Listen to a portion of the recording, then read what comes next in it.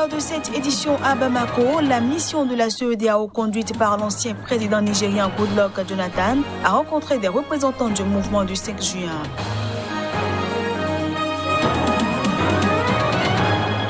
Le président du Gabon, Ali Bongo Ondimba, a nommé ce jeudi Rose Christiane Osuka Raponda, chef du gouvernement. Elle est la première femme à diriger un gouvernement dans ce pays d'Afrique centrale. Enfin, l'Union africaine cherche à coordonner la distribution du vaccin contre le coronavirus en Afrique. C'est ce qu'a déclaré le directeur du Centre de contrôle et de prévention des maladies de l'organisation. Voilà pour le sommaire. Bienvenue à tous. À Bamako, la mission de la CEDEAO conduite par l'ancien président nigérien Goodluck Jonathan a rencontré des représentants du mouvement du 5 juin, le collectif qui porte la contestation au Mali.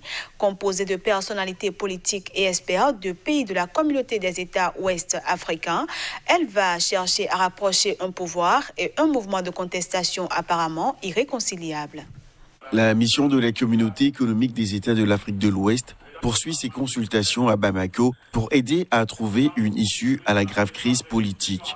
Scindés en deux, des experts de la mission s'occupent du volet politique de la crise et d'autres du volet élection, qui ont pour mission de régler le sujet des députés recalés par la Cour constitutionnelle. La première équipe, qui a pour mission de plancher sur les résultats des législatives contestées dans des communes, a avancé sur le dossier. Les constitutionnalistes de l'organisation sous-régionale n'ont même pas plus jugé nécessaire d'écouter les députés recalés par la défunte Cour constitutionnelle du Mali.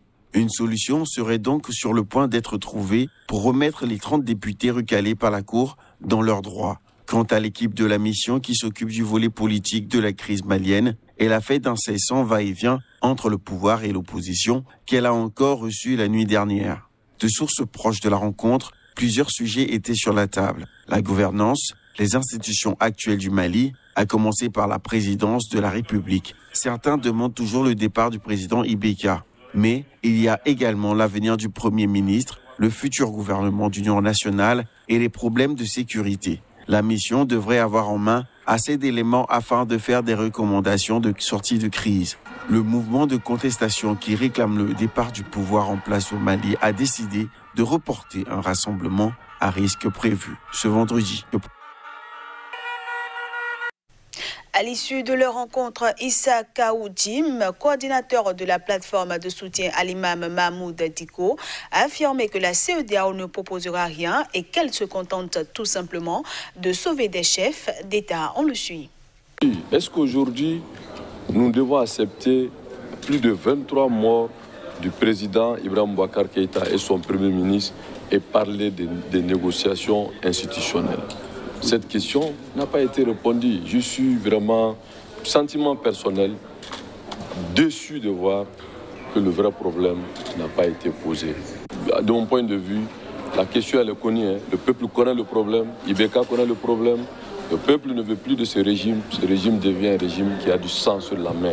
Alors venez nous parler vraiment, Boubou doit partir, ne doit pas partir, rentrer dans le gouvernement. Je pense que vraiment, pour moi, c'est insulter le peuple. La CEDEAO ne proposera rien. La CEDEAO se contente tout simplement de sauver des chefs d'État. C'est tout. Au Gabon, le président Ali Bongo Ondimba a nommé ce jeudi Rose Christiane Osuka Raponda, chef du gouvernement. Elle est la première femme à diriger un gouvernement dans ce pays d'Afrique centrale. C'est par décret que le président de la République a nommé ce jeudi Rose Christiane Osuka Raponda, Premier ministre, chef du gouvernement. Ministre de la Défense depuis 19 mois, Rose Christiane Osuka Raponda remplace Julien Nkogi Bekale, qui dirigeait le gouvernement depuis janvier 2019. Ce remaniement intervient alors que l'opposition et des personnalités de la société civile s'interrogent à nouveau publiquement sur l'état de santé du président Ali Bongo. Élu à la tête du Gabon il y a près de 11 ans, ce dernier est affaibli physiquement par un AVC qui l'a frappé en octobre 2018. Après quelques semaines d'absence dans les médias, le chef de l'État est réapparu ce lundi sur des photos et des vidéos diffusées par les médias officiels ou proches du pouvoir, présidant une réunion des chefs des différents corps de l'armée et de la police. Première femme à occuper la tête du gouvernement gabonais, Rose Christiane Osuka Raponda a pour mission de former le nouveau gouvernement. Elle devra aussi assurer la relance économique et l'accompagnement social nécessaire en raison de la crise mondiale liée à la Covid-19.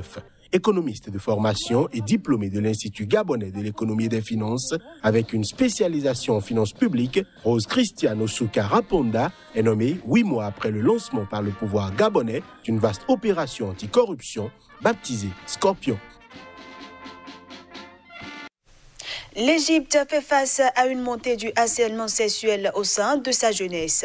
Le phénomène a provoqué ces dernières semaines une déferlante inédite de réactions indignées sur Internet et ailleurs. Quelques lignes ont pu être bougées dans ce pays conservateur. Accusations de viol, d'agression et de chantage. Un scandale sexuel explose au sein de la jeunesse dorée du Caire.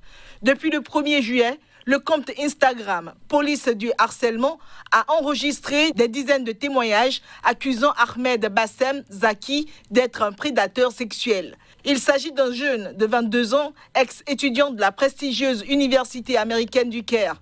L'affaire a remis sur le devant de la scène la question du harcèlement en Égypte, où les internautes se sont réappropriés cette fois en nombre le hashtag MeToo. Si l'Égypte a connu d'autres vagues d'indignation face au harcèlement, aucune n'a eu d'impact décisif dans ce pays où l'immense majorité des femmes interrogées en ont été victimes selon l'ONU. Ces dernières années, plusieurs affaires impliquant des anonymes ou des célébrités ont posé les jalons de la contestation actuelle. Jusque dans la diaspora, les langues se délient. Musulmans, coptes, artistes, étudiants ou encore personnalités médiatiques, des milliers de témoignages pleuvent sur Facebook, Twitter et Instagram, faisant voler en éclats certains tabous. La campagne actuelle est inédite en raison du soutien qu'elle suscite. Des hommes s'expriment en faveur des victimes, comme le comédien en exil Bassem Youssef, qui a condamné dans plusieurs vidéos la déshumanisation des femmes. Le 8 juillet, le gouvernement a approuvé un projet de loi préservant l'anonymat des personnes qui portent plainte pour agression sexuelle, une étape importante selon Intissar Al-Saïd, avocate féministe du Centre du Caire pour le développement et le droit.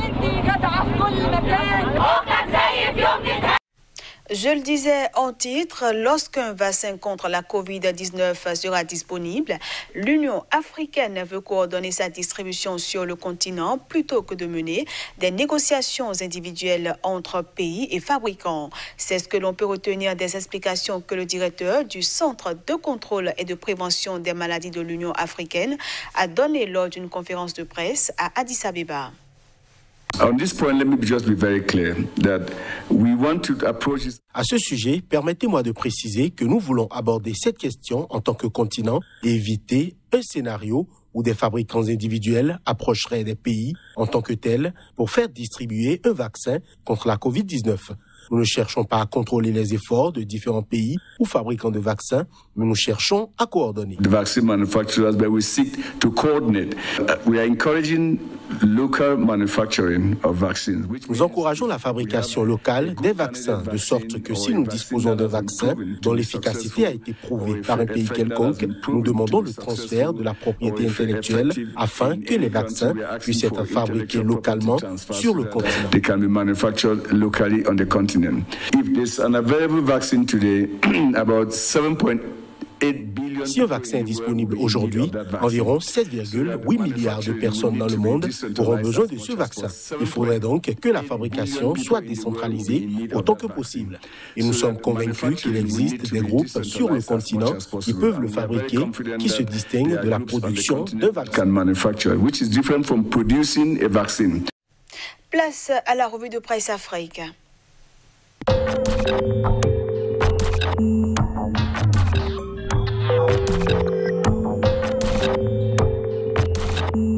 Nouveau rendez-vous de la revue de presse Afrique. Bienvenue.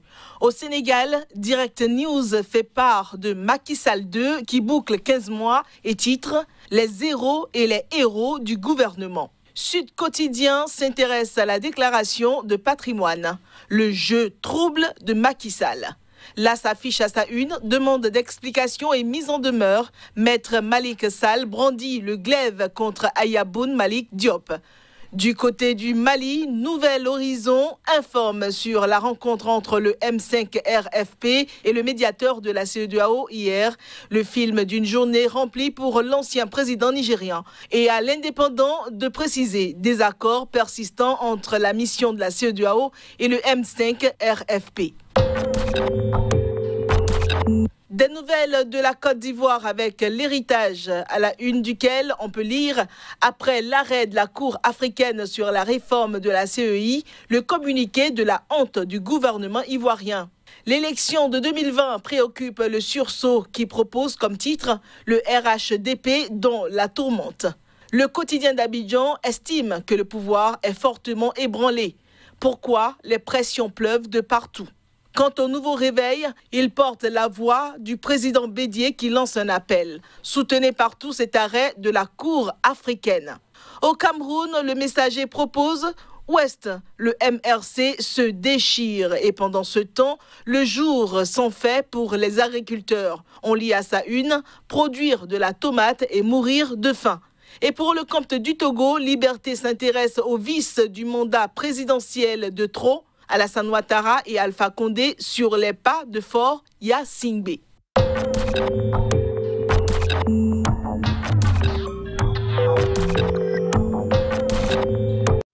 Fin de cette édition. Merci à tous de l'avoir suivi.